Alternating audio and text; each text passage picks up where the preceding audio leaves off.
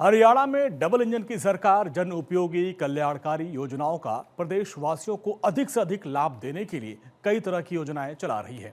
सरकार की कल्याणकारी योजनाओं का लाभ लेने में किसी भी तरह की कोई दिक्कत न हो, इसके लिए प्रदेश सरकार कई पोर्टल शुरुआत की है।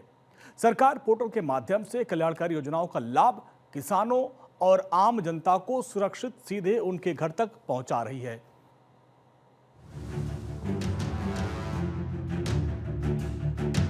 हरियाणा की नायब सिंह सैनी सरकार ने सभी कल्याणकारी योजनाओं का लाभ किसानों और आम जनता को देने के लिए पोर्टल शुरू कर रखा है। विधानसभा के मानसून सत्र में पोर्टल पर चर्चा करते हुए मुख्यमंत्री नायब सिंह सैनी ने कहा, पहले लोग मुआवजे के पैसे का इंतजार करते रहते थे, लेकिन राशि अक्सर बीच में ही कहीं गायब हो जाती थी। उन्होंने कहा कि विधानसभा चुनाव में विपक्ष ने पोर्टल के खिलाफ दुष्प्रचार किया और सत्ता में आने पर इसे बंद करने की बात कही थी, लेकिन जनता ने चुनाव में उनकी दुकानदारी ही बंद कर दी।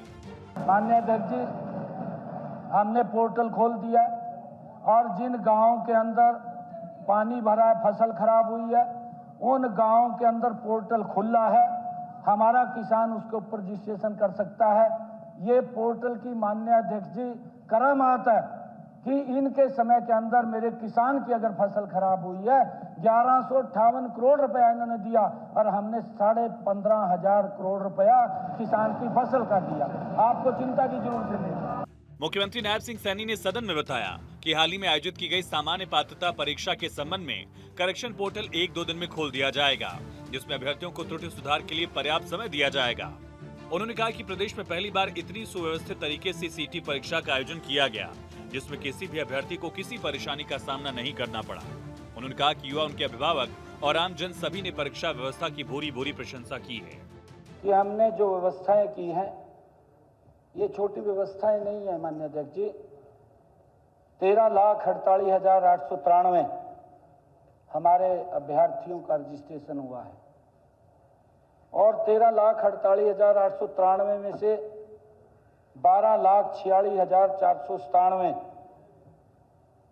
हमारे युवाओं ने परीक्षा दी है। मैं हरियाणा प्रदेश के जन का भी धन्यवाद करता हूं और आज इस महान सदन के माध्यम से मैं हरियाणा स्टाफ सिलेक्शन कमीशन जिन्होंने इसका आयोजन किया है उसका धन्यवाद करता हूं। जितने इसमें हमारे कर्मचारी लगे रहे, मैं उनका धन्यवाद करता हूं। मैं हरियाणा रोडवेज के जिन्होंने सर्विस उपलब्ध कराई, रात के 2 बजे बच्चों को लेकर के जो सेंटर तक उन्होंने पहुंचाया, उनका भी मैं दिल से धन्यवाद करता हूं। मुख्यमंत्री नायब सिंह सैनी ने सदन में बताया कि हरियाणा सरकार 84 में हुए सिख विरोधी दंगों के दौरान प्रदेश के ऐसे सभी 121 परिवार जिनके किसी एक सदस्य की जान चली गई थी, उनके परिवार के एक सदस्य को प्राथमिकता के आधार पर नौकरी प्रदान की जाएगी। 1984 में जो हुए सिख विरोधी दंगों में हमारे प्रदेश के लगभग 20 गुरुद्वारों, 221 मकानों, 154 दुकानों, 67 फैक्ट्रियों, 3 रेल डिब्बों और 85 वाहनों को जलाकर राख कर दिया गया था। माननीय अध्यक्ष जी, इसलिए हमने ये फैसला किया है कि ऐसे सभी 121 परिवारों को जिनके किसी सदस्य की जान चली गई थी, उनके परिवारों के सभी वर्तमान सदस्य जो आज उस परिवार में सदस्य हैं, उनकी सहमति से किसी एक सदस्य को हरियाणा सरकार में यथोचित नौकरी प्राथमिकता के आधार पर देने का हम काम करेंगे। सीएम सैनी ने सदन में बताया कि पिछले दिनों जब दिल्ली में विपक्ष की सरकार थी, उस दौरान यमुना नदी की स्थिति बेहद खराब थी। बातें तो बहुत हुई, लेकिन वास्तव में धरातल पर यमुना को साफ और स्वच्छ करने के लिए कोई ठोस कदम नहीं उठाया गया। इतनी हालत खराब थी मां यमुना की, उसकी तरफ ध्यान नहीं दिया गया। बातें तो खूब करी गई, परंतु बातें तो करी गई, काम नहीं हुआ ग्राउंड के ऊपर। माननीय अध्यक्ष जी, माननीय प्रधानमंत्री जी ने उसके ऊपर संज्ञान लिया और संज्ञान लिया। अभी एक बैठक माननीय प्रधानमंत्री जी के निर्देश में हुई है। मैं उसके अंदर मौजूद था और दिल्ली की मुख्यमंत्री मौजूद थी और केंद्रीय जल संसाधन मंत्री।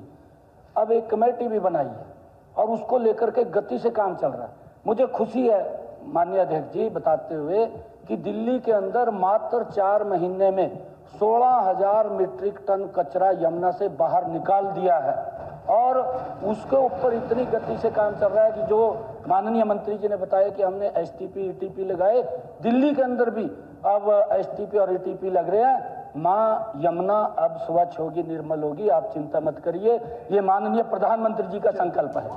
हरियाणा सरकार जन उपयोगी कल्याणकारी योजनाओं का लोगों को सीधा लाभ देने और आम जनता को सरकारी कार्यालयों के चक्कर न लगाने पड़े, इसके लिए पोर्टल के माध्यम से सभी काम किए जा रहे हैं।